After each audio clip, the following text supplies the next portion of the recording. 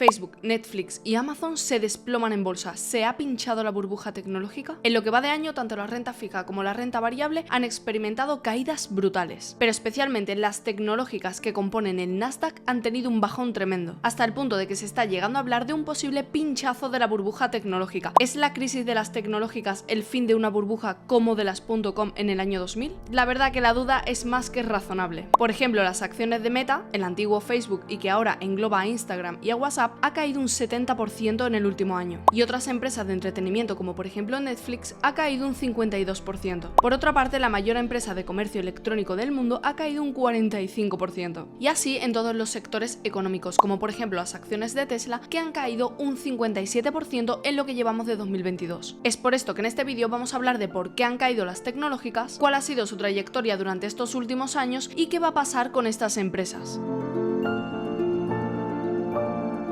Quedan menos de 2 meses para terminar este año 2022 y a menos que el panorama cambie radicalmente, este podría cerrar como uno de los años más dramáticos para las empresas tecnológicas. Empresas como Microsoft, Amazon o Alphabet están viendo caer sus acciones por encima del 30%, en comparación con una caída de aproximadamente el 18% para el S&P 500. Seguramente Apple es el único valor de los grandes tecnológicos que aguantan con una caída del 14,50%. Pero hay valores que no están corriendo la misma suerte. Los titulares más inquietantes son para los gigantes del sector como por ejemplo Meta, la cual está viviendo uno de los peores momentos en bolsa desde que se estrenó en 2012. Si lo analizamos desde el punto de vista de la capitalización perdida, los números son todavía más preocupantes. Estos números para empresas de semejante tamaño se traducen en pérdidas multimillonarias. Hasta el momento, el que mayor capitalización bursátil está perdiendo es Microsoft, con casi 800.000 millones de dólares fulminados y una caída del 26%. De manera similar, Amazon ha perdido el 40% y una capitalización bursátil fulminada de 720.000 millones. Si es verdad que siguen siendo empresas con grandes beneficios, pero recortes en sus balances de esta envergadura se traducen en despidos masivos. Después de casi una década de crecimiento descontrolado, estas empresas están empezando a ver cómo se ahonda en la desaceleración y cómo tienen que luchar contra los costes que están minimizando sus beneficios. Los resultados financieros del cuarto trimestre del año 2022 para estas grandes empresas tecnológicas esgrimen en este trimestre unos beneficios de 59.500 millones de dólares. Un 17,8% menos frente a los 72.300 millones vistos en el mismo trimestre el año anterior. Por ejemplo, Alphabet, la matriz de Google, vio crecer sus ingresos un 6% el trimestre anterior con respecto al año pasado. Aún así ha perdido un 26% de beneficios con respecto al año anterior. Y Meta, por su parte, afronta una caída del 50% en sus beneficios. Estos resultados del tercer trimestre se dan en un contexto de alta inflación, tipos de interés al alza que encarecen la financiación, un dólar estadounidense fuerte que hace que las compras en moneda extranjera se encarezcan y una recesión inminente. Es decir, las grandes tecnológicas están atravesando momentos de crisis principalmente por dos razones. La primera es el cambio en la política monetaria debido a la situación macroeconómica de alta inflación y de crisis de suministros. Durante algo más de una década hemos estado viviendo tasas de interés negativas, lo que ha facilitado muchísimo el endeudamiento de estas compañías, las cuales en muchos casos ni siquiera han llegado a ser rentables, sobre todo en el caso de las pequeñas empresas de innovación tecnológica o startups, las cuales siempre han estado mucho más preocupadas por el crecimiento gigantesco que pueda tener la empresa que por hacer bien las cuentas. Estas siempre han medido su progreso en número de usuarios y no en flujo de caja. Mientras tanto, estas iban quemando dinero de sus inversores y además endeudándose con sus proveedores, ya que lo que estaba atrayendo a los inversores era el crecimiento potencial que podría tener la empresa y no el flujo de caja que estaban teniendo. Un fundador de una startup en Silicon Valley hizo unas declaraciones para Bloomberg y dijo que en Silicon Valley estaba realmente mal visto hablar sobre métricas financieras. Hablar de rentabilidades o de flujo de caja demuestra que no eres de Silicon Valley y que no entiendes cómo se mide el valor allí. Si te centras en una tontería como son los ingresos, es que los árboles no te dejan ver el bosque. Y esta estrategia la verdad que funciona solamente en mercados alcistas y cuando hay suficiente liquidez. Entonces los precios de los activos suben y los clientes siguen llegando. Pero esto por desgracia ya no sucede y ahora estos fundadores de empresas que no son rentables tienen que dar explicaciones a los inversores sobre la sostenibilidad. Por su parte, el CEO de Uber le dice a los empleados que recortará costes y a los inversores que recortarán las contrataciones para convencerlos de que hay dinero. Snapchat, que solamente ha tenido beneficios durante un trimestre en los 10 años que tiene de vida la empresa, ha provocado el hundimiento de las acciones tecnológicas tras advertir de la debilidad del mercado de ventas y anunciar una ralentización de las contrataciones. Coinbase, que es el mayor exchange utilizado por los estadounidenses, tiene que explicar a los inversores por qué no está corriendo riesgo de quiebra, pero que en el caso de que quebrara, bueno, sí, sus clientes pueden perder todo lo que tengan en la plataforma. En definitiva, las tecnológicas se beneficiaban de que hubiese dinero abundante y barato, pero con el cambio de ciclo en la política monetaria se está revirtiendo la situación. Esto se vuelve especialmente preocupante en empresas como por ejemplo Uber o empresas de delivery, que aunque proporcionan una amplia gama de servicios no están consiguiendo ser rentables. Por ejemplo, entre 2018 y el primer trimestre de 2022, los usuarios de Uber han gastado 53.000 millones de dólares en la plataforma, mientras que Uber ha quemado aproximadamente 73.000 millones de dólares en costes, incluyendo la construcción de unas oficinas. Para frenar las pérdidas trimestrales, esta empresa tiene que recurrir constantemente a la venta de acciones o a la adquisición de deuda. En pocas palabras, las empresas de reparto como Uber necesitan inyecciones periódicas de dinero para seguir funcionando. Existen tantas empresas no rentables que se mantienen a flote gracias al dinero de los inversores que Goldman Sachs incluso creó un índice independiente para seguir el rendimiento del sector tecnológico no rentable. Para que te hagas una idea de lo fuerte que es la situación, el CEO de Uber, tras reunirse con inversores en Nueva York y Boston, envió una ilustradora carta a los empleados. Tenemos que asegurarnos de que nuestra economía unitaria funciona antes de hacernos más grandes. Pero es que Uber ya es una empresa global, es decir, es una empresa muy grande. Y resulta increíble que se estén planteando ahora estos temas cuando ya es una empresa internacional. En resumen, ha habido un exceso de financiación e inversión en empresas que no han demostrado la sostenibilidad, sobre todo gracias a las bajas tasas de interés de los últimos 10 años que hacían muy accesible el crédito y la deuda barata. Y así es como muchas empresas del sector tecnológico han crecido sobre todo a base de deuda. Pero esto ya se ha acabado porque las perspectivas de recesión en el año 2023 están conteniendo a los inversores. Además, hay un descenso de la demanda debido a la alta inflación, por no hablar de que un dólar más fuerte dificulta las importaciones de productos tecnológicos para empresas fuera de Estados Unidos. Es decir, para países que no utilizan el dólar estadounidense como moneda, se está convirtiendo más caro importar este tipo de productos. Y por lo tanto, si las empresas empiezan a vender menos, también disminuyen el gasto en publicidad, que sobre todo afecta a empresas cuyos ingresos dependen principalmente de eso, como es el caso de empresas de redes sociales como Meta, Snapchat o Twitter. Además, las altas tasas de interés también afectan al valor de estas empresas. Esto se debe a que ese valor se estima calculando el flujo de caja futuro de la empresa y descontando la tasa de interés. Por lo tanto, cuanto mayor sea la tasa de interés, menor será la valoración de las empresas. Por otro lado, tenemos el crecimiento exponencial que vivieron las tecnológicas durante la pandemia y que se ha frenado en seco debido al cese de los confinamientos. Tenemos que recordar que las empresas tecnológicas han sido las grandes beneficiadas durante la pandemia. Está claro que si te confinan, pues ves mucho Netflix y consumes muchas redes sociales. Los años de COVID fueron el broche de oro a un periodo de vacas gordas de las empresas tecnológicas, cuando el mundo vio cómo los grandes imperios tecnológicos se iban forjando, es decir, compañías como por ejemplo Google o Apple, a las que después se unieron YouTube, Twitter, Facebook y más recientemente Uber o Netflix. Los últimos 10 años han registrado un crecimiento sin precedentes para este tipo de empresas. Sin embargo, esta racha alcista parece haber llegado a su fin. Esto pasa porque la misma pandemia, que fue la que potenció el crecimiento de estas empresas, ha generado una situación macroeconómica que también las está afectando. Con todo esto como contexto, reconocidos fondos como JP Morgan han advertido de que se vienen años muy duros para las tecnológicas. Todo eso al menos en Estados Unidos, donde se va a experimentar un decrecimiento de la inversión y del gasto. Por supuesto, esta situación también ha generado una ola de despidos sin precedente y también una desaceleración en las contrataciones. Meta, Twitter, Amazon, Uber, Coinbase, Netflix, Robinhood, Tesla y PayPal son algunas de las compañías que han anunciado medidas de este tipo. Se estima que en lo que va de año se han perdido más de 60.000 puestos de trabajo en el sector. Hasta el momento, Meta, liderada por Mark Zuckerberg, es la que más personas ha despedido, con más de 11.000 trabajadores, lo que supone un 13% de su plantilla. También hay que mencionar el caso de Twitter, que recientemente ha sido adquirida por el multimillonario Elon Musk, lo que supuso el despido de 3.500 empleados, que es igual a decir que ha dejado sin trabajo a la mitad de todo Twitter. Esto ya lo comenté en profundidad en otro vídeo que te voy a dejar por aquí.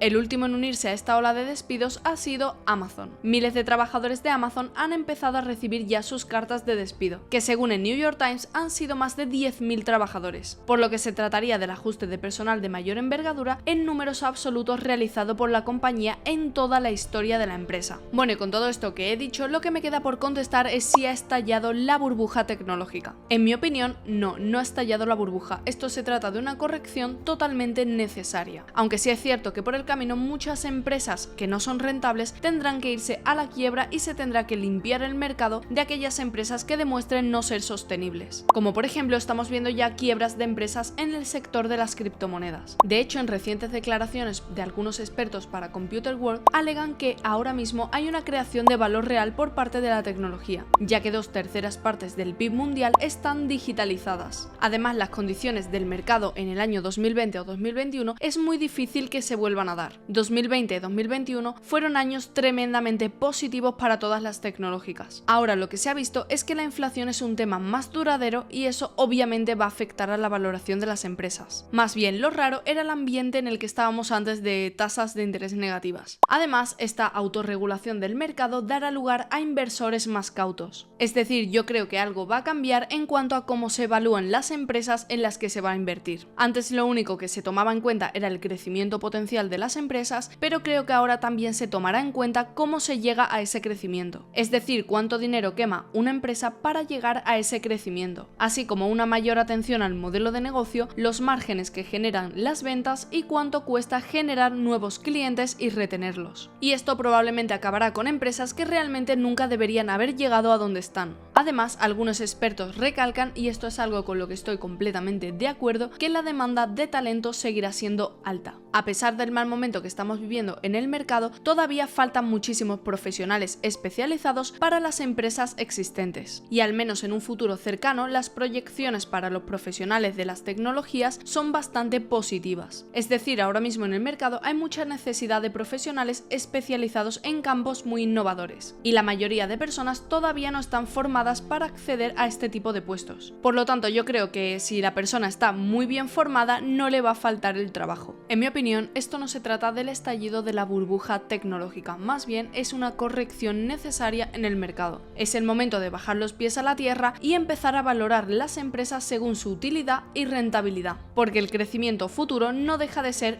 una promesa y no una realidad. Todos hemos visto como proyectos maravillosos de criptomonedas u otras empresas se han ido a cero porque las cuentas empiezan a fallar. Y los proyectos están muy bien, pero solamente si se cumplen. Por lo tanto, me encantaría que me dejases tu opinión en los comentarios y que me dijeses si tú piensas que hay una burbuja tecnológica o piensas como yo y crees que solamente se trata de una corrección del mercado. Muchísimas gracias por llegar hasta aquí y nos vemos en el próximo vídeo.